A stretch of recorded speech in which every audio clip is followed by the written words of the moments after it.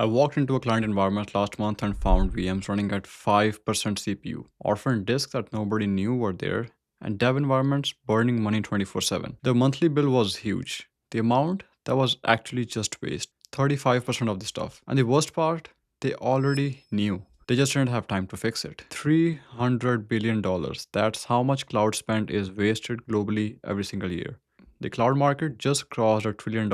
And the tool most organizations use to manage their cloud were designed for the world where cloud bill was fraction of what they are today. Something has to change. So in this video, I'm going to explain how AI is transforming FinOps from manual discipline into something that is starting to look autonomous. We are going to look at what AWS, Azure, and some other vendors are offering and shipping right now, and what the ecosystem of third-party tools look like. And this is part that nobody is really talking about, the guardrail problems. Because letting an AI agent shut down resource in your production environment, that's a very different conversation than letting it recommend a resize. Make sure you stick around for the section because this is where the real complexity lives. Hi there, I really appreciate you dropping by, and if you're not subscribed to the channel right now, please bump the subscribe button and come join my learning community. We talk about cloud architecture, cloud optimization, AI, and honestly, all the stuff that matters if you are building cloud and working in cloud in 2026. I've also done a full video of FinOps framework in Azure and another one on cost auditing in Azure. I'll link those in the cards and the description as well. This video builds on the concepts. So if the FinOps is new to you, you might want to start there. So let me give you some context on why this topic matters to me. I have been doing cloud cost optimization work for clients for a couple of years now,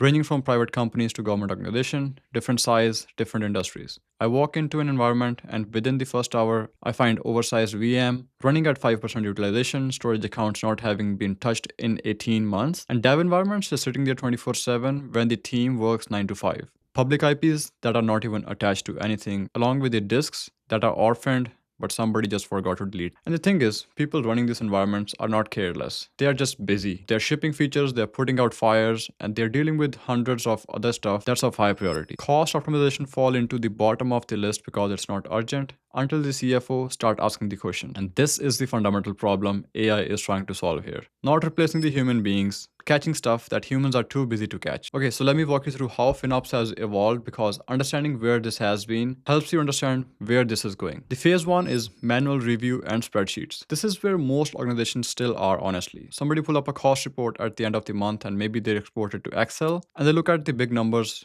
flag some numbers out that looks weird, and then nothing happened until the next month. The FinOps Foundation's own data shows that only about 14% of the organizations are at what they call run maturity level. Over half of them are still at the walk level, which means most companies are still figuring out the basics. And here's the thing, at this stage, you are always reactive. You're looking at last month's spending and trying to figure out what happened. By the time you find the problem, you have already paid for it. The phase two is dashboarding and tooling. This is where you start using native cloud tools, the Azure Cost Management, AWS Cost Explorer. You set up the budgets, you configure alerts, you start getting some visibility. And this is a big step forward because now you know where you're spending and you get notified when things go sideways. But the problem is, these tools show you what happened.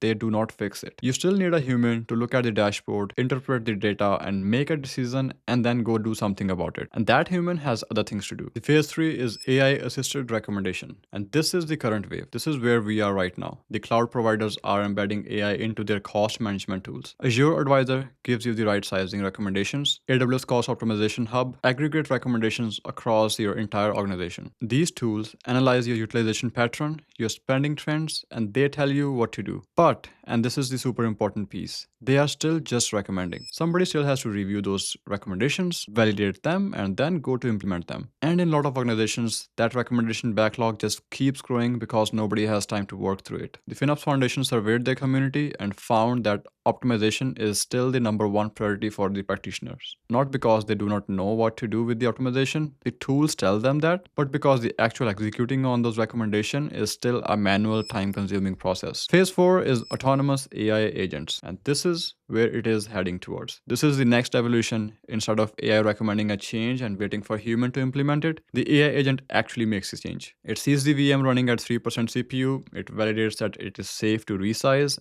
and it does that automatically without any guardrails. Now, we are not fully here yet, but the trajectory is clear.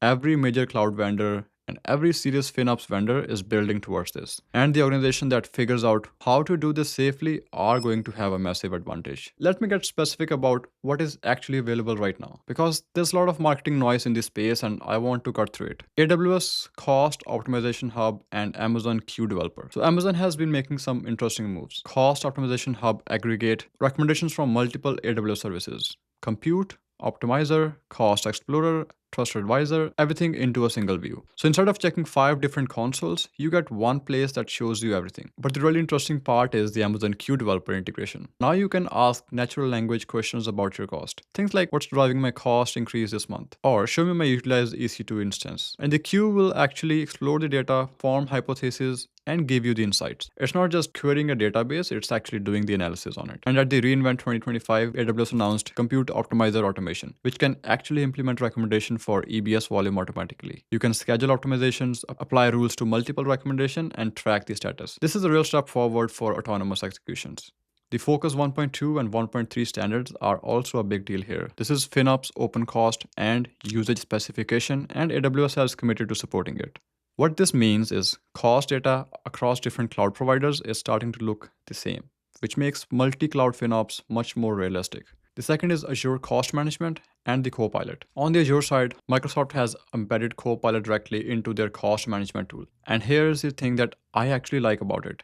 It is free of cost. You do not pay any extra cent for this capability. You can ask Copilot questions like summarize my cost for last 6 months, or what was our virtual machine spending last month? And it will give you the natural response with actual number. Now, I have used this with many clients and I genuinely find it very useful for quick analysis. Instead of building custom queries in cost analysis, you can just ask questions. I need to be very honest. It is still mostly a recommendation engine. It tells you what to do, it does not do it for you. You still have to go and implement the change. Microsoft also has announced Copilot agents for Azure, and the trajectory there is moving towards autonomous agent again. But right now, the cost management specifically, it is analysis and recommendation. And then you have the third-party ecosystem, and this is where it gets interesting. Spot by NetApp now use Flexera, which use machine learning to manage Spot instances and automatically resize compute. Their Elastic Group product constantly analyze workloads and shift them to most cost-effective pricing model. For Kubernetes specifically, their Ocean product does this at a container level, which is probably the closest thing to autonomous cost management. KubeCost is doing something similar for Kubernetes cost visibility. It shows you the cost per namespace, per deployment, and per service. And it also gives you the recommendation on right sizing for your pods and requests. If you're running Kubernetes at scale, this is almost essential.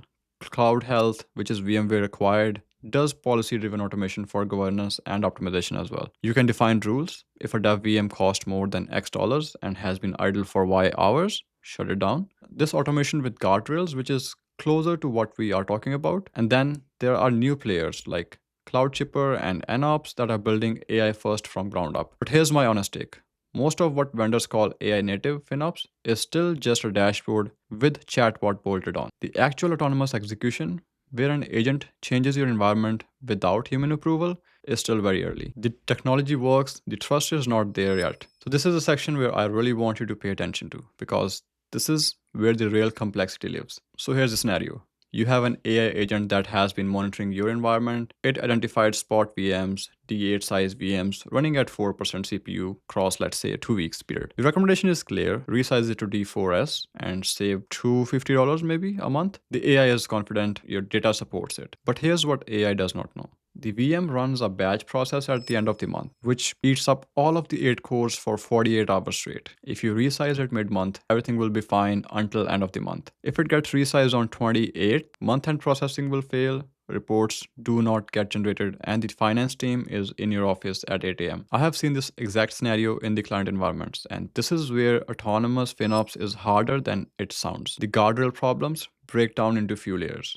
The layer 1 is blast radius control. How much can the agent control and change at once? If you let it loose, maybe it resizes 50 VMs simultaneously. If even one of those resizes cause an issue, you have an outage. So your blast radius control, the agent can only modify X number of VMs per day, or it only touches resources below certain threshold, or can only make changes in the non-production environment without approval. Some of the more mature platforms are implementing this already. Human in the loop for high-stake decision is really a must-have. The agent can execute small optimization autonomously, maybe anything under like 500 or 5,000 $5,000 depending on your budget, but anything bigger needs a human to approve. And this is a reasonable starting point. And layer number two is the context that AI cannot see. And this is the doc versus reality moment. The utilization metric says this resource is idle, but the metrics do not capture the full picture. Maybe it is a disaster recovery standby, maybe it's a license server, maybe it's technically idle but critical. Maybe the team is about to run a load test next week and they pre-provisioned the capacity. The AI only know what data tells it. And in most environment, the data does not tell the full story. This is where taggings are not just nice to have, they are prerequisites for any autonomous FinOps. If resources are tagged as DR standby, the agent knows not to touch it. If it is not tagged, the agent has no way to know. Layer number three is approval workflow and governance. So how do you actually implement this in enterprise? You need approval workflow. The agent identifies an optimization, it creates a proposal, and it routes that proposal to the right person for approval. And then it executes. For low risk changes such as deleting an unattached disk, removing public IP which is not used, maybe that is fully autonomous. For medium risk changes like resizing a production VM, that goes to application owner. For high risk changes like modifying a reserve instances or shutting down a service, that should go to the FinOps team lead or a director. And here's what most organizations are missing. They want to jump to autonomous AI without having any governance framework in place. You cannot automate a process that does not exist. If you do not have a clear ownership of resource, clear escalation path, and clear policy about what can and cannot be changed, then giving an AI agent the ability to make those changes is just adding risk. And the last piece, what happens when agent gets it wrong? Because it will eventually. Even with the perfect guardrails, there will be some false positives. The agent resizes something it should not. You need the ability to roll back changes quickly, or you need audit logs showing exactly what the agent did and why. You need alerting that catches all this performance degradation after a change. And this is the part that separates production-ready autonomous FinOps from demoware. The happy path is easy, handling the failure gracefully is what makes it enterprise-ready. Alright, let me give you practical advice for where we are today, because technology is not fully autonomous yet, but that does not mean you should just sit back. If you are an individual practitioner or cloud engineer, first learn about cloud fundamental and the FinOps fundamental. Understand the FinOps framework, understand the cloud maturity model, and understand the focus specifications. This is becoming a core skill. The FinOps Foundation has certification and free resources. This is not optional anymore if you work in cloud. Second, get really good at tagging strategies and cost allocations. I know it sounds boring, but tagging is the foundation that everything else builds on. AI cannot optimize what it cannot categorize. If your resources are not tagged properly, no amount of AI will help. And number three is start using the AI tools that already exist. Ask Azure Copilot about the cost or Amazon Q to analyze your spending patterns. Get comfortable with these tools now because they're going to be much more powerful in over a couple of months now. And if you're an enterprise leader, CTO, VP of Infra, or Director of Cloud, first of all, establish a FinOps team or at least a FinOps practice. This is not a one-person job anymore. You need someone who sits between engineering, finance, and the operations to make sure the cloud spending is visible and optimized. The FinOps Foundation data shows that organizations with dedicated FinOps team reduce waste by 35 to 40% on average. And this is real money that you're spending in cloud. Second is define your guardrails before you deploy any AI agent, not afterwards. What can be changed automatically? What needs approval? What is completely off limit? Get this documented, get it agreed upon by engineering and finance, and then start small. Automate the easy wins first, orphan resource, dev environment shutdowns, and work your way up to more complex optimizations. Number third is invest in your tagging and governance infrastructure. I know I keep saying this, but I have seen too many organizations try to skip this step. They buy a fancy FinOps tool, they enable the AI features, and then AI gives them garbage recommendation. Mostly because half of their resource have no tags, and there's no way to tell what is critical and what is test environment. Okay, so here's the biggest mistake I see, and I saved this for the end because it is super important. The number one mistake is throwing AI at the cost optimization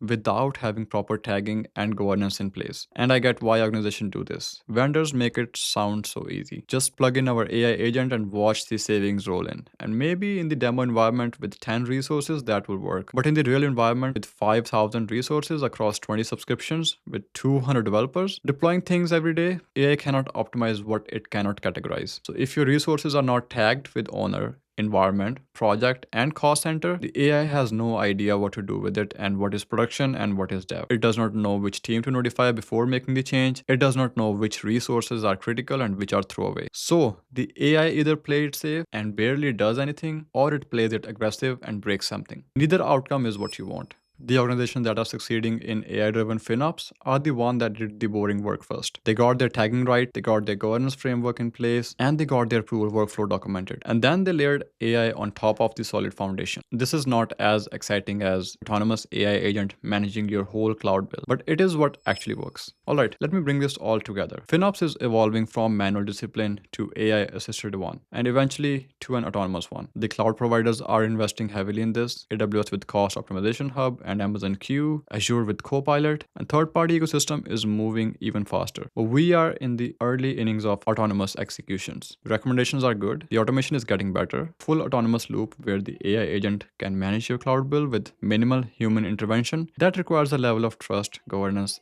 and infra maturity that most organizations have not built yet. So start building it now. Get your tagging right, get your governance framework in place, and start using AI tools that exist today already for analysis and recommendation. And by the time autonomous agents are in production ready, you will actually be ready to use them. I would love to hear from you how you are handling your cloud cost optimization right now. Is it still manual or are you starting to automate something? Have you tried any of these AI powered tools? Drop a comment below because I read and reply back to every single one of them, and I would love to know what you're dealing with. Alright, I will see you in the next one. Until then, stay curious and keep building.